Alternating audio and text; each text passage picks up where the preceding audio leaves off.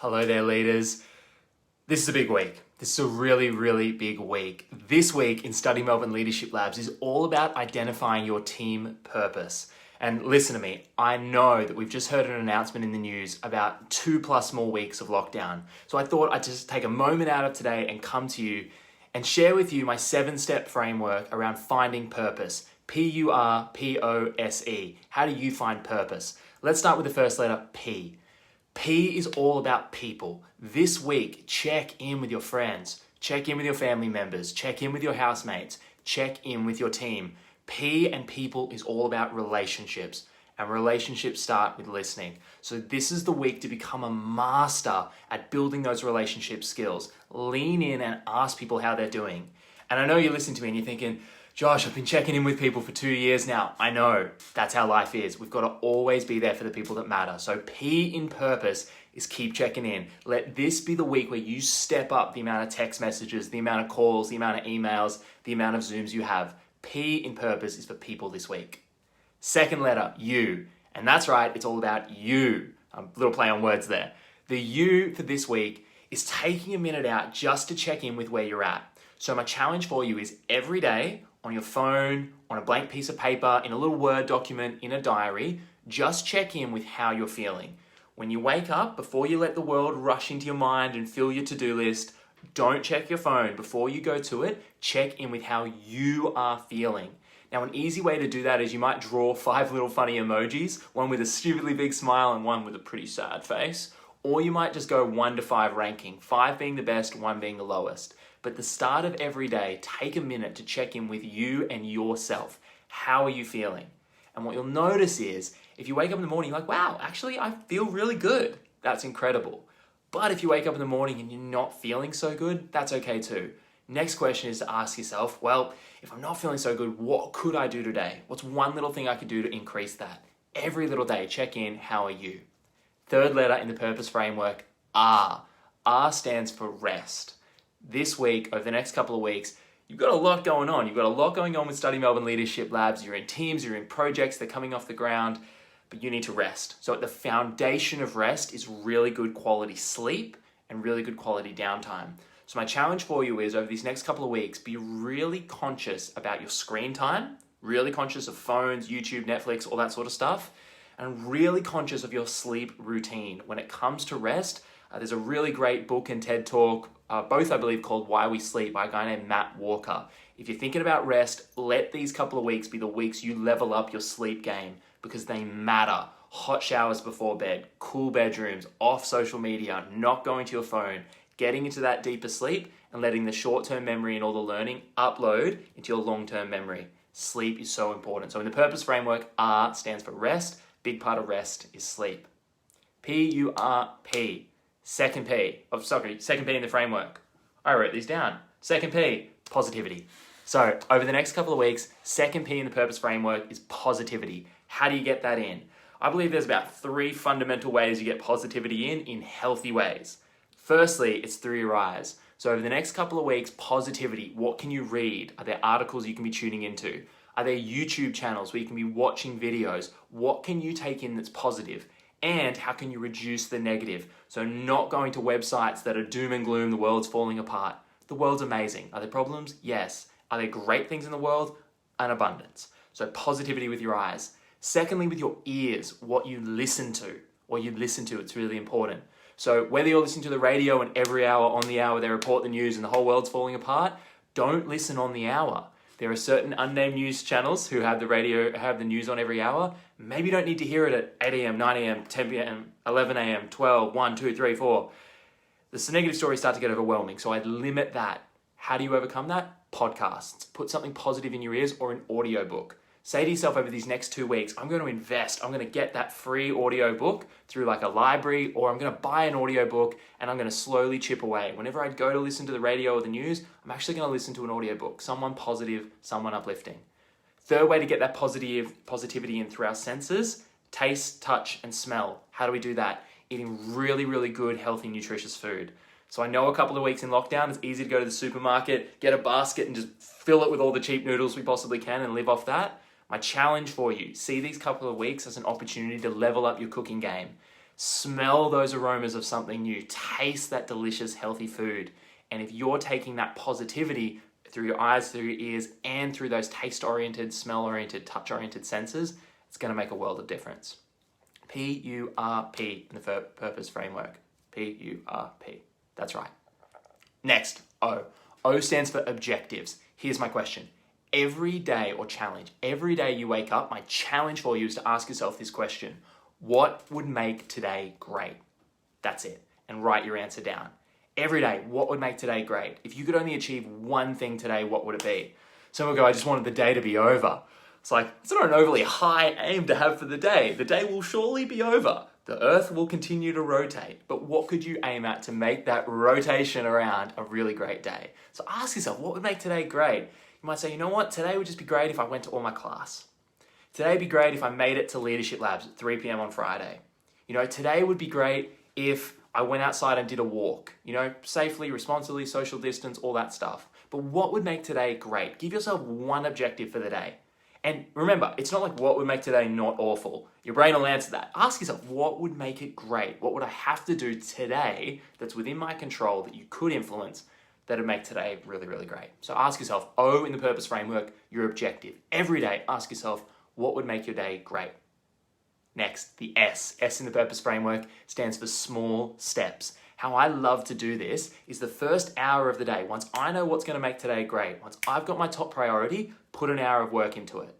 The amount of productivity you get, my friends, if you do an hour of work into your number one thing before you open your inbox, before you check your phone, before you respond to your DMs, before you sort of ask around and look at the to-do list, take your number one, an hour of work. Little small steps. Every day, if you know what your number one is and you're chipping away, it's insane how much progress you can make. So small little steps. Some little things with that you might think about as well within Leadership Lab specifically. Small steps is every day, jump into the Facebook group, leave one comment. That's a small step. Jump into your inbox and reply to one of your team members. Small step. You've each got a UN Sustainable Development Goal. Every day, jump on that UNSDG.org or the Australian one, find a project related to your goal, read about it for 5 minutes. Small step. Little things every day that are going to move you in the direction where you want to go, whether that's towards your goal for yourself, your personal life, your academics, or your Study Melbourne Leadership Labs for Impact goal. PURPOS for small steps. E, the last one, my friends, my favorite, energy. Throughout this week, master your energy. Throughout the next couple of weeks, master your energy. A team cannot survive without energy. For your team to be successful, it needs to generate energy, and you are like a power plant. You control what goes into that power plant through your eyes, your ears, your taste, how much sleep you get. You control the resources in the power plant, but you, your heart and soul, my belief, is you are a power plant for energy. You can create it. You're like, but Josh, I'm tired and sleepy. If a lion started chasing you, you'd find the energy. It'd miraculously come out of nowhere. So why wait for the lion? My challenge to you today, my friends, is why wait for the lion?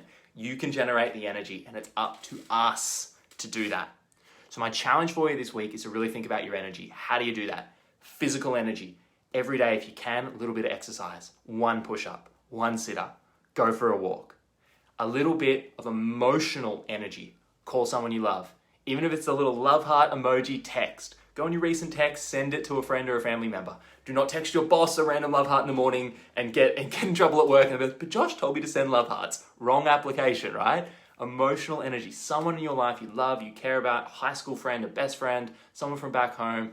Send them a message, send them a call, jump on a Zoom. Emotional energy. Third, mental. Now with mental energy, I'm not talking about mental health, super important, but mental energy is the energy you need to get stuff done during the day. So asking yourself, what's my objective? Why does it matter to me? And what small steps can I take? That's creating mental energy. You want to get excited about the number one thing. Because remember, it's what would make my day great. And if you answer that question and you come up with some small steps to take, that'll generate mental energy. Second big thing with mental energy, take little breaks. One of the longest studies ever of high performers, written in a book called High Performance Habits. It's over there on my desk by Brendan Mashard. Talks about this idea that the highest performers in the world take a break every 52 minutes. So as you're going through the day, whether it's Pomodoro timer, or for me, I always know in workshops, because most of mine are 90 minutes, 52 minutes, I need to give people a break. I might be excited, but people need a break. So for you, little breaks every 52 minutes. And in those 8 minutes, send a love heart, have a quick nap, fill up a lovely cup of tea, go for a walk around the block, whatever you can do within restrictions, but give yourself a little break throughout the week. Huge for mental energy. And the last sort of energy, E in the purpose framework, fourth sort of energy I'm going to share with you today is spiritual energy. Spiritual energy. What does that mean? It's about doing something for others, not just yourself. Physical, emotional, mental energy. You. They help other people, but you. Spiritual energy is others. So my challenge for you is over these next couple of weeks, lean into your Study Melbourne Leadership Labs for Impact project. That is the perfect vessel to help other people. Lean in, get curious, read an article, listen to a podcast, go to the UNSDG website, learn about it. And when you're in this project, be thinking about how can this project help somebody? There is somebody out there who's in a more tough position than you. I'll say that again. There is somebody out there, and I'd put to you billions of people, if we want to be honest, real talk, that are in a harder position than you are right now. It doesn't mean your position isn't difficult. What it means is, if you've got electricity, if you've got the lights on, if you've got a housemate, if you've got clean drinking water, if you can wake up and say, you know what, Josh, I can tackle today. It's going to be tough, but I can do it. There are people in tough positions and they need us. Because if we're not there to help other people, who are we expecting to do it? Who are we expecting to do that heavy lifting? How are we going to offer a hand down to help raise people up, to give them the tools and the skills and the mindsets to change their own positions if we don't play an active role in that? So when it comes to spiritual energy, my challenge for you is something nice for someone else every day. Easiest way to do that. You are all consumers of different products and services on the daily. Send a thank you note. So over the next couple of weeks, one a day, a quick little thank you note.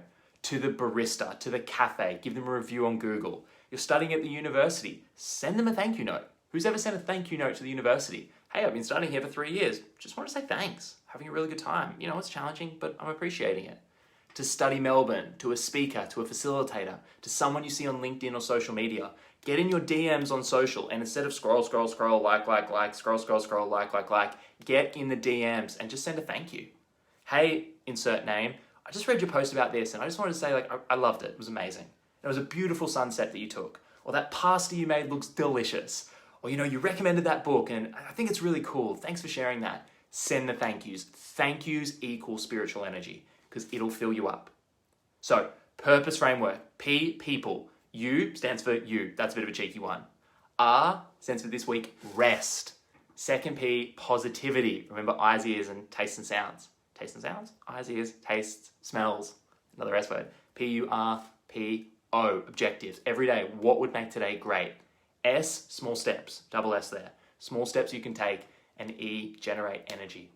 For you, my friends, on Friday at 3 p.m, we're coming together and we're talking about how to identify your team purpose. And it won't be this exact framework, but this is a special one just for you today. So how do we get together on Friday and identify team purpose? 3 p.m. on Friday. 3 p.m. on Friday, we've got 90 minutes. We have another inspirational introduction. So if you need that second P for positivity, we've got an amazing YGAP speaker coming in. 3 p.m. on Friday. Getting back together in our teams, figuring out our purpose, and identifying who do we want to help and what is the problem that we want to contribute towards solving. Who do we want to help and what problem do we want to solve? So we're going to do all of that and more on Friday. I know it's a tough week, but you're up to it. You're leaders, you're ready, and I hope you have a really good week. I'd love to know below if you get to the end of this video, let me know in the comments, out of those 7 letters, and I've written the notes, what is the number 1 letter that stands out for you? Is it people? Is it rest? Is it purpose? Is it objective? Is it small steps? Creating energy? What is it for you out of that 7-step framework that resonates that you needed to hear today? Let me know in the comments below. Have an awesome week and I'll see you very soon.